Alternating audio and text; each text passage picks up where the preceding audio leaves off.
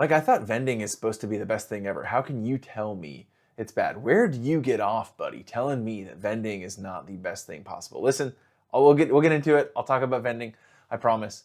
But what's up, everyone? My name's TJ. I run a business called PokePaster TCG. Welcome to my channel. Glad that you're here. I closed in on $200,000 of Pokemon card sales since I started, which is just a year ago. So in 1 year, I've sold $200,000 of Pokemon cards, which seems pretty crazy. All on a platform, well, mostly some in-person sales too. Mostly on a platform called TCG Player.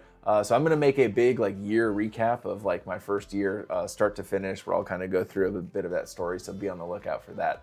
But it's pretty cool to cross that 200K milestone. So who knows? Who knows where it's going to go? Things have been crazy. I just put a deposit down on a big sorting machine. I don't know. Maybe I'm cooked. Maybe I'm overdoing it. But if you guys are enjoying the content, subscribe, do all the YouTube things. But in this video, I want to answer some of your guys' questions because I've got a bunch of really great questions over the past bit, and I figured I would take a little bit of time, carve out some time here on a beautiful Friday night. Had some church stuff this evening, but then got home and got to pack some orders here.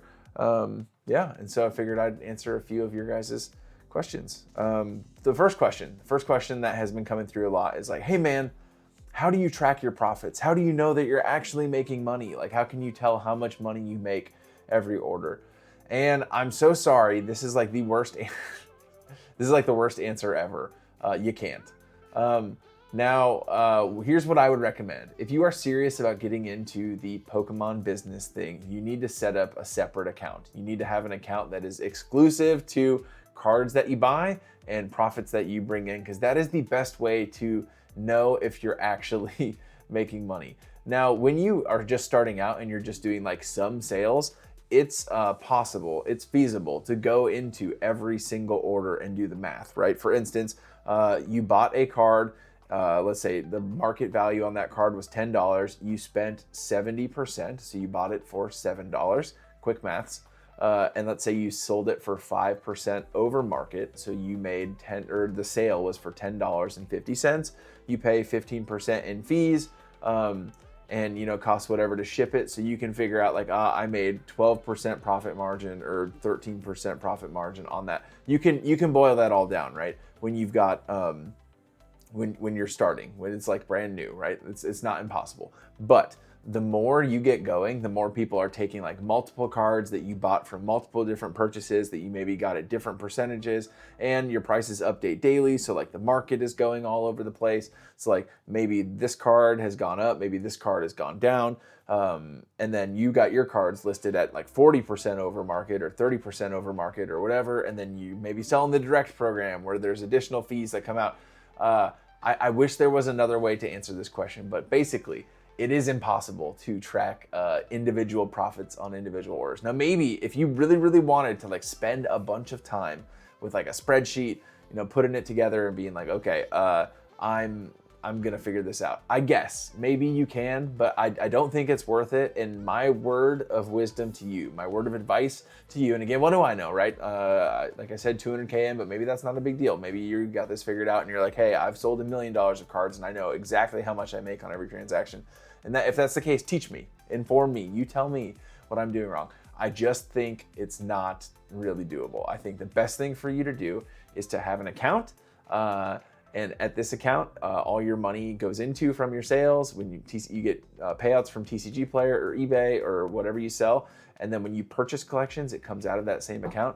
And I think that's probably the best way or the only way to be able to track your profits over time, because otherwise, I don't think it's doable. So that would be my word of wisdom to you. Second question I've gotten is, hey, why don't you vend? Why are you wasting your time on TCG Player where you have to pay all of those fees? Oh, the fees. eBay, more like Feebay. I don't know. I see, yeah, TCG Player is a scam. Why don't you just vend in person? There are card shows all the time. And so I have not done any vending, okay? For a couple reasons, okay? I work at a church, and so the church that I work at, the campus that I specifically lead, has 3,500-ish people that come every weekend. We have 5 services every weekend, 2 on Saturday night and 2 on Sunday morning. I'm at almost all of those services. I don't have Saturdays or Sundays that I can go sit behind a booth for 8 hours. I just don't have that.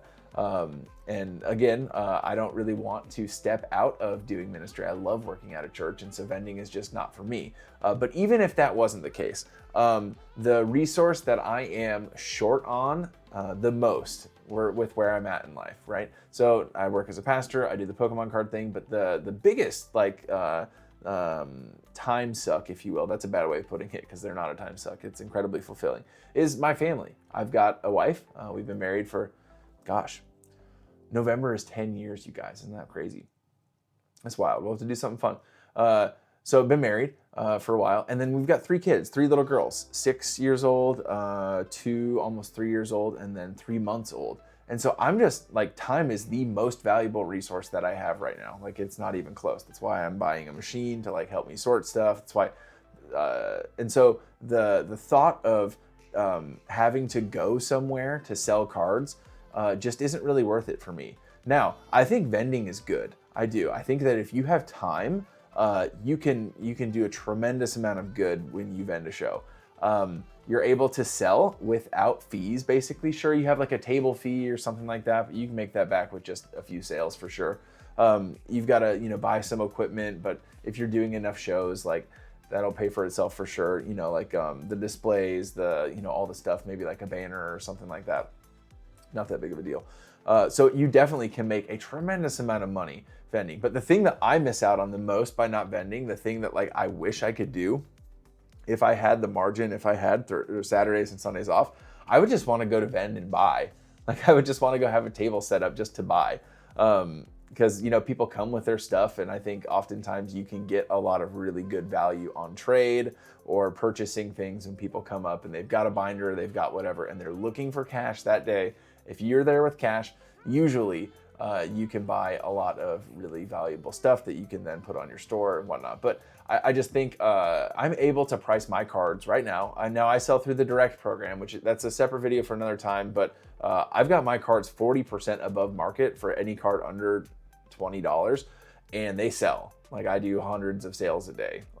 And so I pay additional fees because I don't ship it to the customer, TCG Player does, but still, like, so I'm not hurting that much for margins right now. Like, I can still comfortably do like 20-25% margin on most of my sales. Maybe sometimes smaller ones, 15% margin. But then again, I sell a lot of bulk, which I basically get for free. So like all that stuff kind of evens out. So I'm not like in a rush, or I'm not like, while I can't really vend shows because I work Thursdays, Saturdays and Sundays, I'm not like, I don't like lay awake in bed at night being like, oh, I'm missing out on so much money and opportunity because I don't vend shows.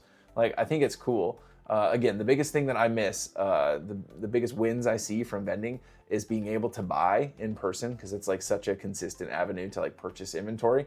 And then the second thing is just the community aspect. I don't get let me grab, they're over there. I just, put together a bunch of orders. I'm not like face to face with these customers. I don't get a chance to like have a conversation with them and like build my brand with this, person that I sent cards to. I send them a card. The card looks like this. It says like, thank you, God bless. It's got my my socials and stuff on there. But outside of that, like, I don't get to have that sense of community where we get to talk about the cards that we like, or we get to, shoot the breeze and whatever. So that's what I miss from not vending. So no, I don't think vending's bad. I think vending's good. It's just, it's not for me. I don't have the margin. I work weekends. But if you do, and you're like, hey, vending looks cool, I'm gonna vend and I'm gonna make vending POV videos and stuff, that's dope. Like, I love watching vending POV videos. I think that's super sick. There are a bunch of people in my, I live in the Twin Cities, Minnesota. There are a bunch of like local shows, and people go nuts at those. People just go hog wild and vend all the time. And like, I'm sure it's a ball, but it's just not for me. I'm very comfy and I feel like I have a lot of space to grow still in this whole online reseller TCG Player thing. And I love being able to show you guys how this whole thing works too. So that was a long like ramble session, but vending is good, but not for me. And then the last question I wanted to touch on today that you guys have asked me is, hey, is it really worth it to send out all those little cards? Like, is bulk actually worth it? Especially on TikTok, you guys, I've been getting flamed from like posting those bulk videos or encouraging people to learn bulk.